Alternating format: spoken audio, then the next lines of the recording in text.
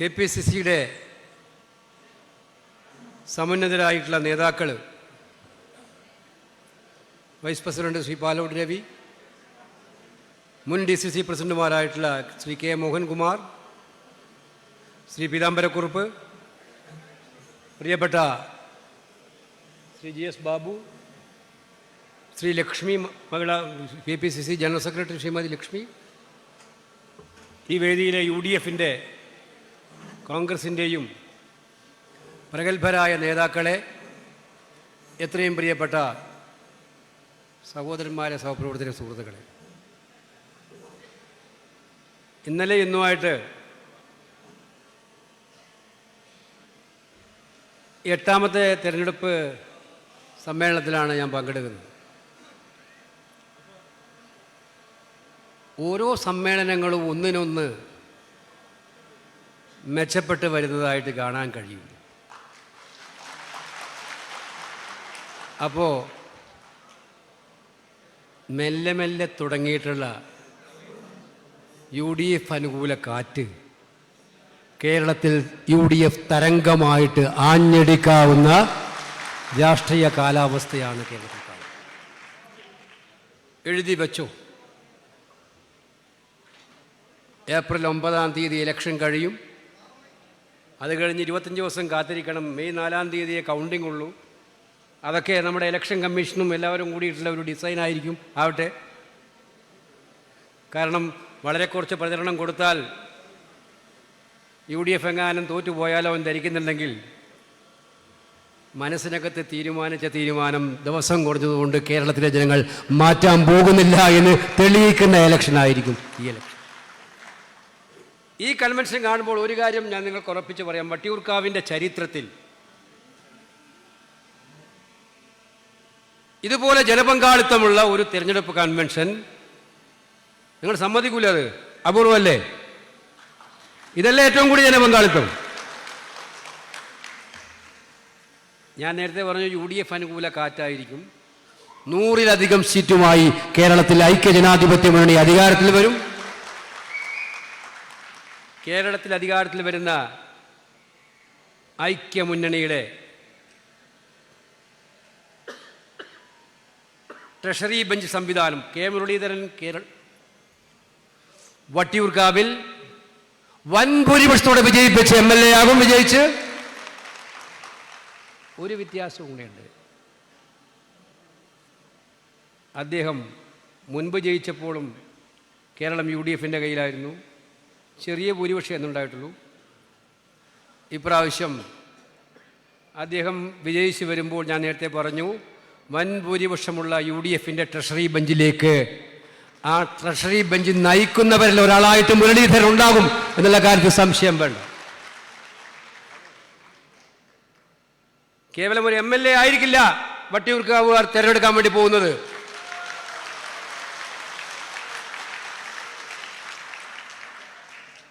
വട്ടിയൂർക്കാവിൻ്റെ വികസനം അദ്ദേഹം MLA ആയിരുന്നപ്പോൾ ഒരുപാട് കാര്യം ചെയ്യാൻ കഴിഞ്ഞു. ഇനിയുള്ള 5 വർഷക്കാലം ഈ നാടിൻ്റെ വികസന പ്രവർത്തനങ്ങളായാലും ഈ നാടിൻ്റെ ക്ഷേമ പ്രവർത്തനങ്ങളായാലും അതിൽ സർക്കാരിൻ്റെ കൈവപ്പോടുകൂടി നടത്താൻ കഴിയുന്ന ഒരാളായിട്ട് ശ്രീ K. മുരളീധരൻ അവിടെ ഉണ്ടാകും എന്നുള്ള കാര്യത്തിൽ നിങ്ങൾക്ക് സംശയം വേണ്ട. ഞാൻ പറഞ്ഞു, കേരളത്തിലെ ജനമനസാക്ഷി തീരുമാനിച്ചുറപ്പിച്ച് കഴിഞ്ഞിട്ടുണ്ട്. അത് 10 കൊല്ലക്കാലമായി ഈ നാട് ദുരിതപൂർണമാക്കിയ ഒരു സർക്കാരിനോടുള്ള ഗുഡ് ബൈ പറയുക എന്നുള്ള കാര്യമാണ്. അത് നമുക്ക് കാണാൻ കഴിയുന്നൊരു വിരോധാഭാസം. തെരഞ്ഞെടുപ്പ് പ്രഖ്യാപിക്കുന്നവരെ TV തുറന്നു നോക്കിയാൽ കാണാൻ കഴിയുന്നത് ഒരു വേറെ ചിത്രമാണ്. എന്നാൽ നമ്മൾ നാട്ടിലിറങ്ങിയാൽ കാണാൻ കഴിയുന്നത് വേറൊരു ചിത്രമാണ്. സ്വയം വികൃതമായ ജനവിരുദ്ധ നയങ്ങൾ കൊണ്ട് ജനങ്ങളെ എതിർപക്ഷത്താക്കിക്കൊണ്ട് സ്വയം വികൃതമായിട്ടുള്ള പിണറായി വിജയൻ്റെ മുഖം മിനുക്കാനുള്ള PR എക്സർസൈസിൽ ടെലിവിഷനും പത്രങ്ങളും അവർ കൊടുത്ത അഡ്വർടൈസ്മെൻറ്റുകളാണ് നമ്മൾ കണ്ടത്. എന്തിനേറെ പറയുന്നു, ചില സീരിയലുകളിൽ പോലും കണ്ടു അത്തരം അഡ്വർടൈസ്മെൻറ്റുകൾ. കണ്ടാൽ ആർക്കും മനസ്സിലാവില്ല. പറയുന്നത് എന്താ? പിണറായി വിജയൻ്റെ കാലത്ത് ആശുപത്രികളൊന്ന് പോയി നോക്കിയേ, 5 സ്റ്റാർ ഹോട്ടൽ പോലും നാണിച്ചു പോകും. അങ്ങനെയുള്ള ആശുപത്രികളാണ്. പക്ഷേ സർക്കാർ മെഡിക്കൽ കോളേജിൽ പോയാൽ ജീവൻ രക്ഷിക്കാൻ വേണ്ടി പോകുന്ന ആളുകൾ ജീവനോടെ തിരിച്ചു വരാത്ത സാഹചര്യമാണ് ഇവിടെ. നമ്പർ 1, 2, 3, 4, 5 തിരുവനന്തപുരം, ആലപ്പുഴ, കോട്ടയം, അതുപോലെ പാലക്കാട്, കോഴിക്കോട് മെഡിക്കൽ കോളേജുകളുണ്ടായത്. ഇത് സത്യമല്ലേ? ആശുപത്രികൾ ജീവൻ രക്ഷിക്കുന്ന ആശുപത്രികൾ ആളെ കൊല്ലുന്ന ആശുപത്രികളാക്കി മാറ്റുന്നവരായി. അവിടെയാണ് പ്രചരണം. പുറത്തെന്താണ്? ടി വിയിൽ ആശുപത്രികൾ പിണറായി വിജയൻ്റെ കാലത്ത് ഇതുപോലെ മെച്ചപ്പെട്ട കാലം ഉണ്ടായിട്ടില്ല. വിദ്യാഭ്യാസ സ്ഥാപനങ്ങൾ, വിദ്യാഭ്യാസം നമ്മുടെ നാട്ടിലിപ്പം ആളുകൾ ആരും നാട്ടിലില്ല. എങ്ങനെ നാട്ടിലുണ്ടാകും കുട്ടികൾ? കുട്ടികളെല്ലാം വിദേശത്ത് പോവാണ്. അവർക്ക് വിദ്യാഭ്യാസം കഴിഞ്ഞാൽ നല്ല ജോലി കിട്ടണം, ജോലി കിട്ടിയാൽ നല്ല ശമ്പളം വേണം. ഇത് രണ്ടുമില്ല. അപ്പോൾ അവർ വിദേശങ്ങളിലേക്ക് പോകുന്നു. പ്രായമായ അച്ഛനമ്മമാർക്ക് താങ്ങാകേണ്ട കുടുംബത്തിന് താങ്ങാകേണ്ട കുട്ടികൾ മിക്കവാറും ഇവിടുന്ന് പലായനം ചെയ്യേണ്ട സാഹചര്യം ഉണ്ടായിരിക്കുന്നു. നിങ്ങളുടെ 10 വർഷക്കാലത്തെ നേട്ടമാണിത്. വിദ്യാഭ്യാസത്തിൻ്റെ ബാക്കി പത്രമാണിത്. കേരളം ഒരു തൊഴിൽ സൗഹൃദ ജോലി കിട്ടുന്നതിന് വീട്ടിൽ ആ സാധ്യത ഉണ്ടാകുന്ന സംസ്ഥാനമല്ലാതാക്കി മാറ്റി. പബ്ലിക് സർവീസ് കമ്മീഷൻ പരീക്ഷ എഴുതിയാൽ 1ാം റാങ്ക് കിട്ടിയിട്ടും കാര്യമില്ല. കേരളത്തിൽ 1ാം റാങ്ക് കിട്ടിയവർക്ക് പോലും അപ്പോയിൻമെൻ്റ് ഇല്ല, നിയമനമില്ല. എത്ര അനുഭവങ്ങളുണ്ടായി, എത്ര ഈസ്റ്റുകൾ ആരെയും എടുക്കാതെ പാഴായിപ്പോയി. ഒരു PSC പരീക്ഷ എഴുതാൻ പെടുന്ന പാട് നമ്മുടെ കുട്ടികൾക്ക് എന്തുമാത്രം പാടാ. അതേ സമയത്ത് സ്വന്തം ബന്ധുക്കാരെ, പാർട്ടിയിലെ വേണ്ടപ്പെട്ടവരെ തിരികെ കയറ്റി പിൻവാതിൽ നിയമനങ്ങൾ നടത്തിയതിൻ്റെ കാര്യത്തിൽ സർവകാല റെക്കോർഡിട്ട സർക്കാരാണ് ഈ സർക്കാർ. നിങ്ങൾ മനസ്സിലാക്കണം. ഒരു ഭാഗത്ത് ഫസ്റ്റ് റാങ്ക് കിട്ടിയാലും ജോലിയില്ല, മറുഭാഗത്ത് ബന്ധുക്കൾക്ക്, പാർട്ടിക്കാർക്ക്, നിങ്ങളുടെയൊക്കെ ചുറ്റുവട്ടം നോക്കി അറിയാം നിങ്ങൾക്ക്, അവർക്കെല്ലാം 10 വർഷം ജോലിയായി. ഇന്ന് ഞാൻ വരുമ്പോൾ സാധാരണ വൈകുന്നേരമായ ഒരു ചായ കുടിക്കണം, ഹോട്ടൽ തപ്പും. മിക്കവാറും സ്ഥലത്ത് ഹോട്ടലുകൾ പൂട്ടിക്കിടക്കുകയാണ്. ഗ്യാസില്ല. തട്ടുകടക്കാരൻ നമുക്ക് ചായ തരുന്നത് മാത്രമല്ല, എത്ര ആയിരക്കണക്കിന് ആളുകളാണ് തട്ടുകടയിലൂടെ ജീവിക്കുന്നത്. ഹോട്ടലുകളിൽ എത്ര പേരാണ് ജോലി ചെയ്യുന്നത്. ഈ ക്രൈസിസ് തുടങ്ങിയിട്ട് ഒരുപാട് ദിവസങ്ങളായി. നരേന്ദ്രമോദി ഗവൺമെൻറ്റിൻ്റെ സംഭാവന അതിനകത്ത് വലുതായിട്ടുണ്ട്. ഇന്ത്യ ഗവൺമെൻറ് വിദേശ നയത്തിൻ്റെ ഭാഗമായിട്ടാണ് ഈ ക്രൈസിസ് ഈ മൂർത്ത രൂപത്തിൽ വന്നു ചേർന്നിരിക്കുന്നത്. പാർലമെൻറ്റിനകത്ത് കഴിഞ്ഞ ഒരു 2 ആഴ്ചക്കാലം കോൺഗ്രസ് പാർട്ടിയും രാഹുൽ ഗാന്ധിയും അതിശക്തമായിട്ട് അവരുടെ നയങ്ങളെ തുറന്നു കാണിച്ചുകൊണ്ട് നിങ്ങൾ ഈ നയം മാറ്റണമെന്ന് പോരാടിക്കൊണ്ടിരിക്കുകയായിരുന്നു. ഈ അപകടം വരും അദ്ദേഹം പറഞ്ഞു. കടകൾ അടച്ചു കിടക്കുകയാണ്, ഹോട്ടലുകൾ അടച്ചിരിക്കുകയാണ്. ഈ നാട്ടിൽ വലിയ ക്രൈസിസ് ഉണ്ടാകാൻ പോവാണ്, നടപടി വേണം. BJPയുടെ ഭാഗത്തുനിന്ന്, കേന്ദ്ര ഗവൺമെൻറ്റിൻ്റെ ഭാഗത്ത് നടപടി ഉണ്ടായില്ല. കേരളം എന്ത് നടപടിയെടുത്തു? ഇവിടെ സിവിൽ സപ്ലൈസ് കോർപ്പറേഷനും അതുപോലുള്ള സ്ഥാപനങ്ങളും ഒരുപാട് മാതൃക കാട്ടിയ സ്ഥാപനങ്ങളാണ്. ഇത്തരം ക്രൈസിസ് വരുമ്പോൾ ആ ക്രൈസിസിനെ അതിജീവിക്കാൻ കരിഞ്ചന്തയിൽ ഗ്യാസ് കിട്ടും. നിങ്ങൾക്ക് ഓർമ്മയുണ്ടാവും, UPA ഭരിക്കുമ്പോൾ 400 ചില്ലാൻ രൂപയായിരുന്നു ഒരു സിലിണ്ടറിന് വില. ഇപ്പോൾ 60 രൂപ ഏറ്റവും കൂടുതൽ കൂട്ടിയിട്ട് 900 രൂപ കൊടുക്കേണ്ട അവസ്ഥയിലാണ് നമ്മളെല്ലാവരും ഉള്ളത്. അത് കൊമേഴ്സ്യൽ സിലിണ്ടറുകൾക്കാണെങ്കിലോ 2000 രൂപ വരെ ഉണ്ട്. കരിഞ്ചന്തയിലാണെങ്കിൽ 6000 രൂപ കൊടുത്തിട്ട്, ചിലർ എന്നോട് പറയുണ്ടായി 6000 രൂപ കൊടുത്തിട്ടാണ് കരിഞ്ചന്തയിൽ സിലിണ്ടർ വാങ്ങിക്കേണ്ട അവസ്ഥ വന്നിരിക്കുന്നത്.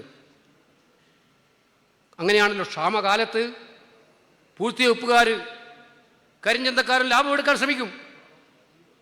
അത് തടയേണ്ടത് സർക്കാരിൻ്റെ ഉത്തരവാദിത്വമല്ലേ? ഈ സർക്കാർ എന്ത് ചെയ്തു? നോക്കിയിരിക്കുകയായിരുന്നു. അങ്ങനെയാണ് പിണറായി സർക്കാരിൻ്റെ മുഖമുദ്ര. ജനകീയ പ്രശ്നങ്ങളും ജനങ്ങളുടെ പ്രയാസങ്ങളിലും ഇടപെടുന്ന സർക്കാരല്ല ഈ സർക്കാർ, പാവപ്പെട്ടവൻ്റെ കൂടെയുള്ള സർക്കാരല്ല ഈ സർക്കാർ എന്ന് പല കാലത്തും തെളിയിച്ചിട്ടുള്ളതാണ് നമുക്കെല്ലാവർക്കും അറിയാം. ഇവിടെ നമുക്കറിയാമല്ലോ, സർക്കാർ ജീവനക്കാരൻ എത്ര പ്രാവശ്യം കരഞ്ഞിട്ടാണ് അവർക്കൊന്ന് DA കിട്ടിയത്. നിങ്ങൾക്ക് DA കിട്ടിയതിൻ്റെ ഉത്തരവാദിത്വം സർക്കാരിനല്ല, തെരഞ്ഞെടുപ്പ് പ്രഖ്യാപിക്കും എന്നുള്ള സാഹചര്യത്തിലാണ് എന്ന് മനസ്സിലാക്കുക. ഇലക്ഷൻ പ്രഖ്യാപിക്കുമായിരുന്നില്ലെങ്കിൽ ഇപ്പോഴും DA കിട്ടുമോ? ഡ്യൂവായ ശമ്പള പരിഷ്കരണം നടപ്പിലാക്കിയോ? ശമ്പള പരിഷ്കരണത്തിന് കമ്മിറ്റി വെച്ചിട്ടുണ്ട്. എപ്പോഴാണ് വെച്ചത്? ഇലക്ഷൻ പ്രഖ്യാപിക്കുന്നതിന് ഒരു 4 ദിവസം മുമ്പ്. ആ കമ്മീഷൻ റിപ്പോർട്ട് കൊടുക്കുന്നതിന് എപ്പോഴായിരിക്കും? അടുത്ത ഗവൺമെൻറ് കാലത്ത്. അവരാണ് നടപ്പിലാക്കേണ്ടത്. DA ഇത് കൊടുക്കാൻ തുടങ്ങുമ്പോൾ ആരായിരിക്കും കൊടുക്കേണ്ടത്? അടുത്ത ഗവൺമെൻറ്. 10 കൊല്ലം ഭരിച്ചിട്ടും സർക്കാർ ജീവനക്കാരനെ ഓർമ്മിക്കാത്ത സർക്കാർ ഇപ്പം ജനം എഴുതി തള്ളും, അവർ ചവറ്റുകുടയിലേക്ക് നിങ്ങൾ എറിയുമെന്ന് തോന്നിയപ്പോൾ അടുത്ത ഗവൺമെന്റിന്റെ ബാധ്യത ആയിക്കോട്ടെ എന്ന് വെച്ചിട്ട് നിങ്ങൾ പ്രഖ്യാപിച്ച ആനുകൂല്യങ്ങളല്ല എന്ന്, ആനുകൂല്യങ്ങളാണ് എന്നുള്ളത് ആർക്കാണ് മനസ്സിലാവാത്തത്? കഴിഞ്ഞ 10 കൊല്ലക്കാലം സർക്കാർ ജീവനക്കാരനെ ശത്രുപക്ഷത്ത് നിർത്തിയ സർക്കാർ, സ്വന്തം യൂണിയൻകാർക്ക് പോലും സന്തോഷമുണ്ടോ? പറയട്ടെ, NGO യൂണിയൻകാരൻ മനസ്സ് തുറന്ന് പറയട്ടെ. സെക്രട്ടേറിയറ്റിലെ ജീവനക്കാർ പറയട്ടെ, ഇല്ല. അപ്പോൾ ജനങ്ങളെ സംബന്ധിച്ചിടത്തോളം മാത്രമല്ല, കൃഷിക്കാരനെ, യുവാക്കളെ, വിദ്യാർത്ഥികളെ, വനിതകളെ എല്ലാം വഞ്ചിച്ച സർക്കാരാണ് ഈ സർക്കാർ എന്നുള്ളതിന് യാതൊരു സംശയവുമില്ല. തലസ്ഥാന നഗരം വിധി എഴുതാൻ കാത്തിരിക്കുകയാണ്. ഇവിടെ ഇപ്പം ഏറ്റവും പ്രസക്തമായ കാര്യം മനസ്സിലാക്കുക. വട്ടിയൂർക്കാവിൽ വന്നാൽ തോന്നും, ഓ, മൂന്നാമതൊരു മുന്നണിയും കക്ഷിയും കൂടെ ഉണ്ട് രംഗത്ത്, BJP. ഞങ്ങൾ ഇന്നലെ ഇന്നും വളരെ വ്യക്തമായിട്ടുള്ള ഉറച്ച കാര്യത്തോടൊരു കാര്യം പറഞ്ഞു. അത് കൃത്യമായ അറിവിൻ്റെ അടിസ്ഥാനത്തിൽ തന്നെയാണ്. ഈ തെരഞ്ഞെടുപ്പിൽ ഏറ്റവും വലിയ ഡീൽ നടന്നിരിക്കുന്നത് BJPയും CPMഉം തമ്മിലാണ്. നിങ്ങൾക്കറിയാം, BJPയുടെയും CPMന്റെയും സ്ഥാനാർത്ഥി പട്ടിക ഒന്ന് പരിശോധിച്ച് നോക്കണം നിങ്ങൾ. CPMന് ഏറ്റവും സാധ്യതയുള്ള ഫലങ്ങളിൽ പല സ്ഥലങ്ങളിലും BJPക്ക് ജയിക്കാൻ വേണ്ടി സ്ഥാനാർത്ഥികളെ അഡ്ജസ്റ്റ് ചെയ്തിട്ടുണ്ട്. BJPക്ക് ഏറ്റവും ശക്തിയുള്ള മണ്ഡലങ്ങളിൽ, അവരുടെ പ്രവർത്തനം ഏറ്റവും നന്നായി നടക്കുന്ന മണ്ഡലങ്ങളിൽ CPMക്ക് ജയിക്കാൻ വേണ്ടി സ്ഥാനാർത്ഥികളെ അഡ്ജസ്റ്റ് ചെയ്തിട്ടുണ്ട്. ഇത് വെറുതെ അല്ല, ഇത് പാർട്ടികൾ തമ്മിൽ അഡ്ജസ്റ്റ്മെന്റ് അല്ല. ഇത് പിണറായി വിജയന് BJPയിലുള്ള അല്ലെങ്കിൽ മോഡിയോടുള്ള ഭയം കൊണ്ട് അദ്ദേഹത്തിന് സ്വന്തം തടി രക്ഷപ്പെടുത്താൻ വേണ്ടി ഉണ്ടാക്കിയിട്ടുള്ള ഡീലാണ് എന്നുള്ള കാര്യം ഏറ്റവും നന്നായി അറിയാവുന്നത് CPM അണികൾക്കാണ്. അതുപോലെ BJPക്ക് അവരുടെ താല്പര്യങ്ങൾ സംരക്ഷിക്കാൻ വേണ്ടി ഉണ്ടാക്കിയ ഡീലാണ് എന്നുള്ളത് എല്ലാവർക്കും മനസ്സിലാവുന്നതാണ്. പിന്നലെ നിങ്ങൾ കണ്ടിട്ടുണ്ടാകും പിണറായി വിജയൻ്റെ ഒരു ഇൻ്റർവ്യൂ NDTVയിൽ. അദ്ദേഹം മലയാളത്തിലാണ് കൊടുത്തിരിക്കുന്നത്, NDTVയിൽ, നാഷണൽ ചാനലിൽ. നാഷണൽ NDTVയിൽ ഒരു ഇൻ്റർവ്യൂ. ഞാൻ അത്ഭുതപ്പെട്ടു പോയി. സാധാരണ അങ്ങനെ കൊടുക്കാറില്ല പിണറായി വിജയൻ. ആ TV-യിൽ അഭിമുഖം വന്നപ്പോൾ എനിക്ക് മനസ്സിലായി ഇത് ഡിമാൻഡഡ് ഇൻ്റർവ്യൂ ആണെന്ന്. നിങ്ങൾക്കറിയാം അത്. ആ ഇൻ്റർവ്യൂവിൽ അദ്ദേഹം അറ്റാക്ക് ചെയ്ത ആരെയാണ്? ആ ഇൻ്റർവ്യൂവിൽ അദ്ദേഹം അറ്റാക്ക് ചെയ്തത് രാഹുൽ ഗാന്ധിയെയാണ്. നിങ്ങൾക്കറിയാം. സാധാരണ ഇത്തരം ഇൻ്റർവ്യൂകൾ കൊടുക്കാത്ത പിണറായി വിജയൻ NDTVക്ക് കൊടുത്ത ഇൻ്റർവ്യൂവിൽ അദ്ദേഹം രാഹുൽ ഗാന്ധിയെ പറഞ്ഞിരിക്കുന്നത് എന്താ നിങ്ങൾ മനസ്സിലാക്കേണ്ടത്? രാഹുൽ ഗാന്ധിയെ BJPയുടെ ഏജന്റാണ്. ആര്? രാഹുൽ ഗാന്ധി BJPയുടെ ഏജന്റാണെന്ന്. മിസ്റ്റർ പിണറായി വിജയ, മോഡിയുടെ മുഖത്ത് നോക്കിയിട്ട് ഇന്ത്യയും അമേരിക്കയും തമ്മിലുള്ള കരാറ്, ഇന്ത്യയുടെ ഡാറ്റ മുഴുവൻ ചോർത്തിക്കൊടുത്ത് ചെറുപ്പക്കാരനെ ചതിച്ച നിങ്ങൾ, കൃഷിക്കാരനെ അമേരിക്കൻ കാർഷിക വിപണികളിൽ നിന്നും ഉൽപ്പന്നങ്ങൾ ഇന്ത്യയിലേക്ക് ഇറക്കുമതിക്ക് ഫ്രീ ഹീറോ ചുങ്കം ചുമത്തിക്കൊണ്ട് ഇവിടുത്തെ കൃഷിക്കാരനെ ചതിച്ച നിങ്ങൾ റഷ്യയിൽ നിന്നും ഓയിൽ വാങ്ങാനുള്ള തീരുമാനം നടപ്പിലാക്കില്ല എന്നുള്ള കരാർ അമേരിക്കയ്ക്ക് വേണ്ടി ഒപ്പിട്ട് കൊടുത്ത നിങ്ങൾ ഇന്ത്യയുടെ താല്പര്യങ്ങൾ സംരക്ഷിക്കാൻ അമേരിക്കയോട് സറണ്ടർ ചെയ്ത പ്രധാനമന്ത്രിയാണ്. നിങ്ങൾ സറണ്ടർ ചെയ്തെന്ന് മോഡി അവിടെ ഇരുത്തി നോക്കിക്കൊണ്ട് പറഞ്ഞ നേതാവിൻ്റെ പേരാണ് രാഹുൽ ഗാന്ധി എന്ന നേതാവിൻ്റെ പേര്. നിങ്ങൾ ഡിസ്ക്വാളിഫൈ ചെയ്തു. നിങ്ങൾ 32 കേസെടുത്തു, പാർലമെന്റിൽ നിന്നും പുറത്താക്കി, വീട്ടിൽ നിന്നും പുറത്താക്കി. ഇപ്പോഴും ശക്തമായിട്ട് ഈ രാജ്യത്തെ തകർക്കാൻ, വിഭജിക്കാൻ ശ്രമിക്കുന്ന മോഡിക്കെതിരെ പിണറായി വിജയൻ ഒന്ന് 2ാം ജന്മം ജനിക്കണ്ടേ മോഡിക്കെതിരെ അത്തരം ഒരു വാക്കൊന്ന് പറയാൻ ധൈര്യം കാണിക്കാൻ?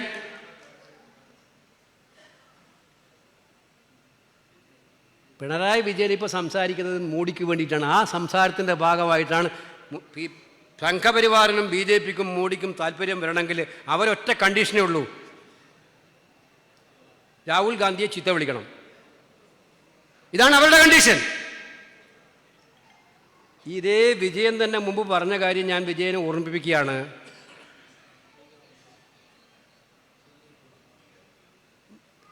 നാക്ക് വാടകയ്ക്ക് എടുത്തിട്ട് സംസാരിക്കരുതെന്ന്.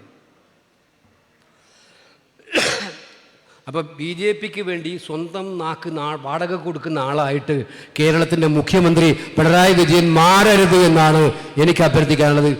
ഇത് കേരളത്തെ തകർക്കാൻ വേണ്ടിയിട്ടുള്ള കൂട്ടുകെട്ടാണ്.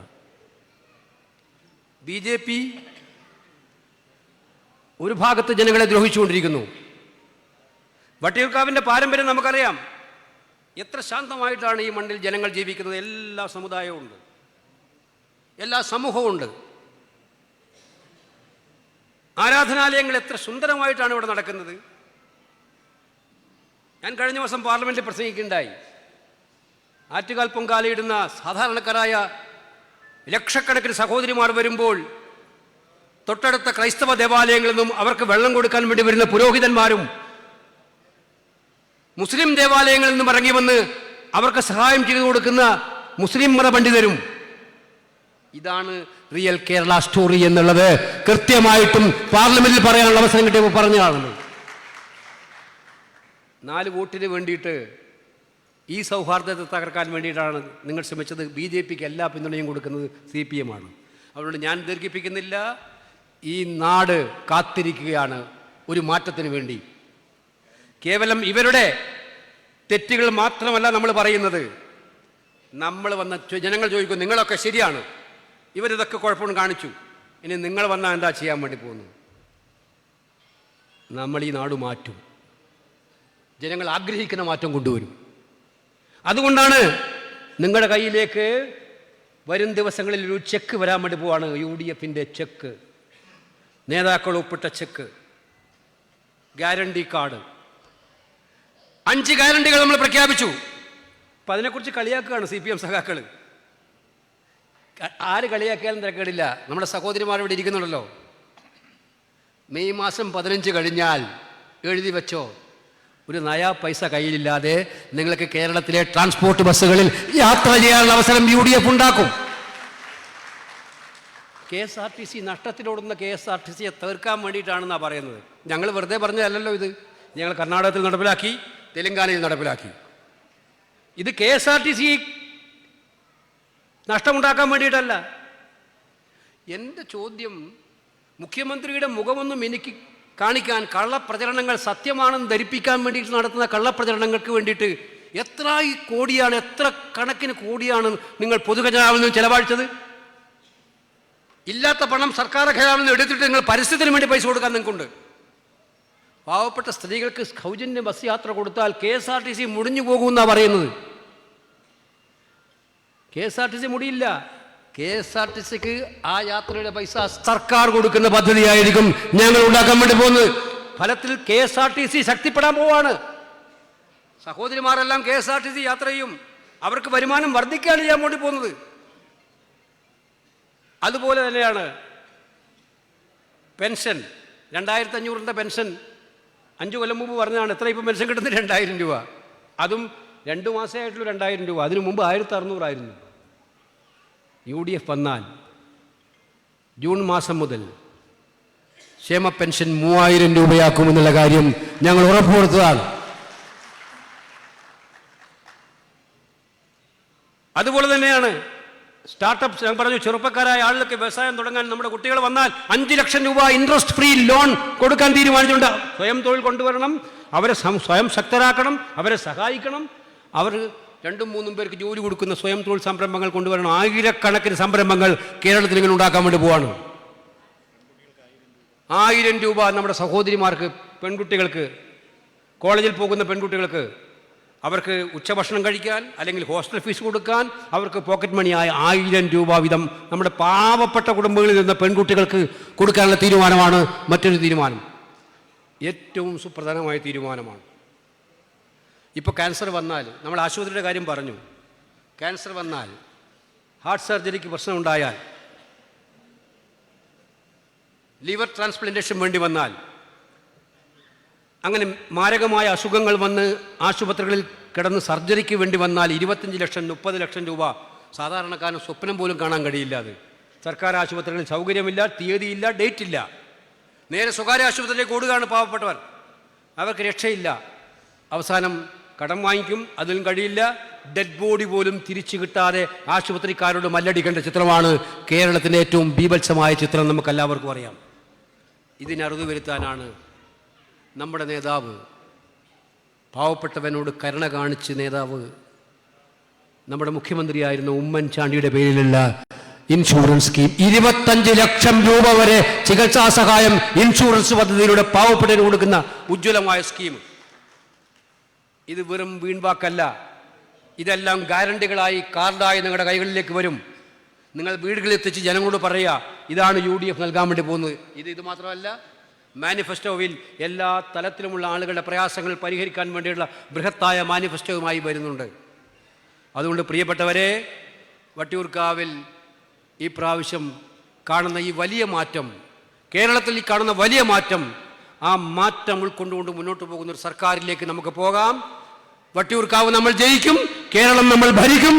മുരളീധരൻ ആ ഭരണത്തിന്റെ ഭാഗമായി കേരളത്തിൽ ഉണ്ടാകും. അതിനുവേണ്ടി നിങ്ങളെല്ലാവരും ഒറ്റക്കെട്ടായി രംഗത്തിറങ്ങണം എന്ന് മാത്രം പറഞ്ഞുകൊണ്ട് ഈ കൺവെൻഷൻ ഉദ്ഘാടനം ചെയ്യുന്നു. നമസ്കാരം. ജയ് ഹിന്ദ്.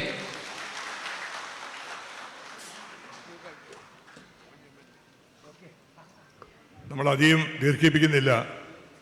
ഇവിടെ ഒരുപാട് നേതാക്കൾ, മുൻ MLA-മാരൊക്കെ ഇവിടെ ഉണ്ട്. ഈ യോഗത്തിൻ്റെ ഭംഗി നശിപ്പിക്കാൻ ആഗ്രഹിക്കുന്നില്ല എന്നുള്ളതുകൊണ്ട് ശ്രീ മുരളീധരൻ നമ്മളെ ഇവിടുത്തെ ഈ സമ്മേളനത്തിന് അദ്ദേഹം നന്ദി പ്രകടനം നടത്തിക്കൊണ്ട്, മറുപടി പ്രസംഗം നടത്തിക്കൊണ്ട് നമുക്ക് യോഗം അവസാനിപ്പിക്കുക. അത് കഴിഞ്ഞാൽ ഒന്നേ ഒരു തിരഞ്ഞെടുപ്പ് കമ്മിറ്റിക്ക് കോർ കമ്മിറ്റി രൂപം നൽകിയിട്ടുണ്ട്. അത് ഇവിടെ വായിക്കും. അതിന് മാറ്റങ്ങൾ വരേണ്ടെങ്കിൽ നിങ്ങൾക്ക് നിർദ്ദേശിക്കാം. അവരെ ഉൾപ്പെടുത്തിക്കൊണ്ട് അത് നന്നായി പോകും എന്ന് മാത്രമേ പറയുന്നുള്ളൂ. ശ്രീ കെ മുരളീധരൻ സംസാരിക്കുന്നു.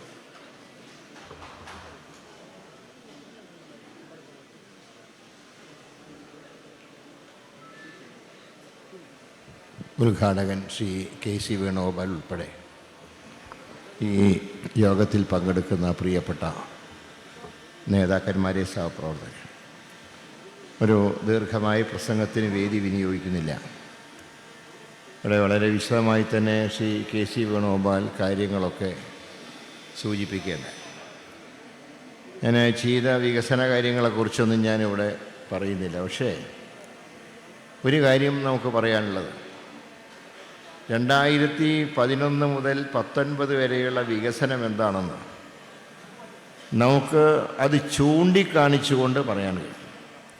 വെറും ഫ്ലക്സ് ബോർഡിൽ ഉള്ള വികസനമല്ല. ഇവിടെ സൂചിപ്പിച്ചല്ലോ, മരുതൻകുഴി പാലം യാഥാർത്ഥ്യമല്ലേ? അതിൽ കടന്നു പോകുമ്പോൾ നിങ്ങൾക്കറിയാമല്ലോ. കുണ്ടവൻകടവ് പാലം യാഥാർത്ഥ്യമല്ലേ? നടപ്പാക്കി പാലം അല്ലേ? 3 മാസം കൊണ്ട് പണി പൂർത്തീകരിക്കുമെന്ന് പറഞ്ഞ് 2.25 മാസം കൊണ്ട് പൂർത്തീകരിച്ച പട്ടം മുറിഞ്ഞ പാലത്തെ റോഡിൻ്റെ വികസനം യാഥാർത്ഥ്യമല്ലേ? ഒളിമ്പിക്സ് മത്സരത്തിൽ ഷൂട്ടിങ്ങിന് പങ്കെടുക്കാൻ ആഗ്രഹിക്കുന്നവരെ റിക്രൂട്ട് ചെയ്യുന്ന ഷൂട്ടിംഗ് റേഞ്ച് 35 കോടി ചെലവഴിച്ച് ഇവിടെ സ്ഥാപിച്ച ഷൂട്ടിംഗ് റേഞ്ച് യാഥാർത്ഥ്യമല്ലേ? സ്വാതന്ത്ര്യസമരത്തിൻ്റെ ഓർമ്മ പുതുക്കാൻ വേണ്ടി 1.5 കോടി ചെലവിൽ സ്ഥാപിച്ച സ്വാതന്ത്ര്യ സ്മൃതി മണ്ഡപം യാഥാർത്ഥ്യമല്ലേ? രണ്ടാമത് ആരംഭിച്ച ഒരു മെഡിക്കൽ കോളേജ്, അതിനെ ഈ സർക്കാർ വന്ന് പൂട്ടി. പക്ഷേ ഇന്ന് നിങ്ങൾക്ക് ആ കെട്ടിടം കാണാം. 100 കുട്ടികൾക്ക് 100 ഡോക്ടർമാരെ പരിശീലിപ്പിക്കാൻ വേണ്ടി 100 കുട്ടികൾക്ക് സാങ്ഷനാക്കിയ തിരുവനന്തപുരത്തെ രണ്ടാമത്തെ മെഡിക്കൽ കോളേജാണ് പിണറായി സർക്കാർ വന്ന് അടച്ചുപൂട്ടിയത്. നിങ്ങൾ അവിടെ ചെന്നാൽ നോക്കിയാൽ കാണാം ഇപ്പോഴും പൊടി പിടിച്ച് കിടക്കുന്ന കെട്ടിടം. ആ സ്ഥാപനം കഴിഞ്ഞ 10 വർഷത്തിനിടയ്ക്ക് പിണറായി സർക്കാർ വന്നപ്പോൾ ആകെ 75 സീറ്റാണ് 2 മെഡിക്കൽ കോളേജിലുമായിട്ട് സാങ്ഷൻ കിട്ടിയത്, സീറ്റുകൾ. ഇടുക്കിയിലും പാലക്കാടും അല്ലേ? അതെ, അല്ല, ഇടുക്കിയിലും വയനാട്ടിലും. അതേസമയത്ത് ഒറ്റ മെഡിക്കൽ കോളേജിന് 100 സീറ്റിൻ്റെ സാങ്ഷൻ കിട്ടി. അതാണ് ഇവരില്ലാതാക്കിയത്. അതുപോലെ തന്നെ അന്ന് നിർമ്മിച്ച റോഡുകൾ, CPM ഭരിച്ച കോർപ്പറേഷനിൽ സംസ്ഥാന UDF സർക്കാരിൻ്റെ ഫണ്ട് ഉപയോഗിച്ച് നവീകരിച്ച റോഡുകൾ അതിപ്പോഴും പലതിനും കേടുപാടൊന്നും കൂടാതെ ഇപ്പോഴും നിലനിൽക്കുന്നുണ്ട്. അതേസമയം ഇപ്പം വരുന്ന റോഡുകളുടെ അവസ്ഥ എന്താ? റോഡ് ടാർ ചെയ്ത് പറഞ്ഞാൽ കുത്തിപ്പൊളിക്കും പിറ്റേ ദിവസം. ഇതിനെല്ലാം പുറമെ പൈപ്പ് ഹോട്ടൽ ഇപ്പം നിത്യസംഭവങ്ങളല്ലേ. അപ്പം ഞാൻ പറയുന്നത്, എന്തെല്ലാം നമ്മുടെ കാലത്ത് ചെയ്തു എന്നുള്ളത് നമുക്ക് ചൂണ്ടിക്കാണിക്കാൻ കഴിയുമെങ്കിൽ കഴിഞ്ഞ 7 വർഷം ഇവിടെ എന്തെങ്കിലും ചൂണ്ടിക്കാണിക്കാനുണ്ടോ? വട്ടിയൂർക്കാവ് ജംഗ്ഷൻ വികസനത്തിൻ്റെ കുറേ പൊളിച്ചിട്ട കെട്ടിടങ്ങൾ മാത്രം കാണാം. അത് ഓരോ ദിവസവും ഓരോ കെട്ടിടം പൊളിക്കുക. അങ്ങനെയാണോ കെട്ടിടം പൊളിക്കുക? കോമ്പൻസേഷൻ കൊടുത്തതാണ്. ഒറ്റ JCB വെച്ചിട്ട് നിരത്താവുന്നേ ഉള്ളൂ. പക്ഷേ നിരത്തി കഴിഞ്ഞാൽ അടുത്തതിന് കാശ് കയ്യിലില്ല. അതുകൊണ്ട് പറയും, ഇവിടെ പാലം വരുന്നു, റോഡ് വരുന്നു, ഇതൊക്കെ ഫലത്തിൽ കാണാനുണ്ടോ? പീറുക്കട മേൽപ്പാലം, എവിടെ മേൽപ്പാലം? ഇവിടെയും കുറേ പൊടിയും മണ്ണും ഈ നാട്ടുകാരെ കൊണ്ട് ശ്വസിപ്പിക്കാനല്ലാതെ ഏതെങ്കിലും ഒരു പാലത്തിൻ്റെ എന്തെങ്കിലും വർക്ക് തുടങ്ങിയിട്ടുണ്ടോ? അപ്പോൾ നമ്മൾ നടത്തിയ വികസനങ്ങൾ ഇന്ന് നമുക്ക് ചൂണ്ടിക്കാണിക്കാൻ കഴിയും. ഞാൻ ആദ്യത്തെ 5 വർഷം 2011-16 എൻ്റെ ആദ്യത്തെ ടേം പൂർത്തിയാക്കിയപ്പോൾ എന്നോട് പത്രക്കാർ ചോദിച്ചു, നിങ്ങൾക്ക് ഏറ്റവും സംതൃപ്തി നൽകിയ വികസനം എന്തൊക്കെയാണ്? ഞാൻ പറഞ്ഞു, എനിക്ക് ഏറ്റവും സംതൃപ്തി നൽകിയ ഒരു കാര്യം പാവപ്പെട്ട രോഗികൾക്ക്, ക്യാൻസർ വന്നവർക്ക്, കിഡ്നി ട്രബിൾ വന്നവർക്ക്, മറ്റ് രോഗം ബാധിച്ചവർക്ക് മുഖ്യമന്ത്രിയായത് ഉമ്മൻചാണ്ടിയുടെ ഫണ്ടിൽ നിന്ന് അന്ന് 3 കോടി രൂപ നൽകാൻ കഴിഞ്ഞു. അന്ന് പത്രക്കാർ ചോദിച്ചു, അങ്ങെന്താ റോഡിൻ്റെയും പാലങ്ങളുടെയും കണക്ക് പറയാത്ത? ഞാൻ അതൊക്കെ ഒരു MLA ചെയ്യേണ്ട ജോലിയാണ്. പക്ഷെ സംതൃപ്തി എന്ന് പറയുന്നത് മരണം മുമ്പിൽ കണ്ട് ജീവിക്കുന്ന രോഗിയെ അവസാന കാലത്ത് സഹായിക്കാൻ കഴിയുക എന്ന് പറഞ്ഞാൽ അതാണ് ഏറ്റവും നമുക്ക് സംതൃപ്തി നൽകുന്ന ഒരു കാര്യം. അത് നമ്മളെല്ലാ രേഖയും വെച്ചിട്ടാണ് അപേക്ഷ കൊടുത്തതും അതെല്ലാം പരിശോധിച്ചാണ് ഉമ്മൻചാണ്ടി അന്ന് അതിനൊക്കെ സാങ്ഷനാക്കിയത്. അത് എനിക്ക് മാത്രമല്ല, അന്ന് നിയമ MLA ആയിരുന്ന ശിവൻകുട്ടിക്കും അതുപോലെ കിട്ടിയിട്ടുണ്ട്. ഭരണകക്ഷി എന്ന് പ്രതിപക്ഷം നോക്കാതെ ന്യായമായിട്ടുള്ള കാര്യങ്ങളെന്ന് മുഖ്യമന്ത്രിയുടെ ഭാഗത്തുനിന്നുണ്ടായി, ഉമ്മൻചാണ്ടിയുടെ ഭാഗത്തുനിന്നുണ്ടായി. അപ്പം അങ്ങനെയുള്ള കാര്യങ്ങളൊക്കെ നമുക്ക് ചെയ്യാൻ കഴിഞ്ഞിട്ടുണ്ട്. എല്ലാത്തിനും ഉപരിയായി ഞാനൊരു കാര്യം നിങ്ങളോട് പറയാം. 8 വർഷം നിങ്ങളുടെ MLA ആയിരുന്നപ്പോൾ ഒരു ചീത്ത പേരും ഞാൻ നിങ്ങൾക്ക് ഉണ്ടാക്കി തന്നിട്ടില്ല. ഞാൻ പ്രൊമോട്ടറായിട്ട് ഞാൻ ഒരു കമ്പനി ഉണ്ടാക്കിയിട്ടില്ല. എല്ലാ നിയമവും ലംഘിച്ചുകൊണ്ട് അഡ്വഞ്ചർ ടൂറിസത്തിന് ഞാൻ കോൺട്രാക്റ്റ് എടുത്തിട്ടില്ല. 3 തവണ പൊട്ടിയ കണ്ണാടി കൊണ്ടുള്ള മാളിക ഞാൻ ഉണ്ടാക്കിയിട്ടില്ല. അതിൻ്റെ പേരിൽ ഒരു വിജിലൻസ് നോട്ടീസ് പോലും എനിക്ക് കിട്ടിയിട്ടില്ല. സത്യസന്ധമായി തന്നെ പ്രവർത്തിച്ചിട്ടുണ്ട്. കാരണം ഈ നാടിൻ്റെ നന്മ മാത്രമേ ഞാൻ നോക്കിയിട്ടുള്ളൂ. ഭാവിയിലും അത് തന്നെയാണ് ഉണ്ടാവുക. ഞാൻ അടിവരയിട്ട് പറയുന്നു, വീണ്ടും നിങ്ങളുടെ ജനപ്രതിനിധിയായി തിരഞ്ഞെടുക്കപ്പെടാൻ സന്ദർഭം ഉണ്ടായാൽ അതിനുശേഷമുള്ള കാര്യങ്ങളൊക്കെ പാർട്ടി തീരുമാനിക്കേണ്ടതാണ്. ഉദ്ഘാടകൻ ചില കാര്യങ്ങൾ പറഞ്ഞു. പക്ഷെ ഒരു കാര്യത്തിൽ എനിക്ക് നിർബന്ധമുള്ളത് ഇനി ഒരുപാട് വികസനം ഇവിടെ നടത്താനുണ്ട്. അത് ചെയ്തു തന്നെ പറ്റൂ. ആ കാര്യത്തിൽ നോ കോംപ്രമൈസ്. നമുക്ക് പൂട്ടിക്കിടക്കുന്ന രണ്ടാമത്തെ മെഡിക്കൽ കോളേജ് തുറക്കണം. എത്രയോ ആ രണ്ടാമതൊരു മെഡിക്കൽ കോളേജ് ഉണ്ടായിരുന്നെങ്കിൽ ഇപ്പോഴത്തെ മെഡിക്കൽ കോളേജിൽ ഇങ്ങനെ ഒരു ദുരവസ്ഥ ഉണ്ടാവില്ലായിരുന്നു.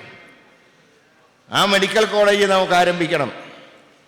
അതുപോലെ തന്നെ ജംഗ്ഷൻ വികസനം പഴയ അലൈൻമെൻറ്റ് വെച്ച് പൂർത്തിയാക്കണം.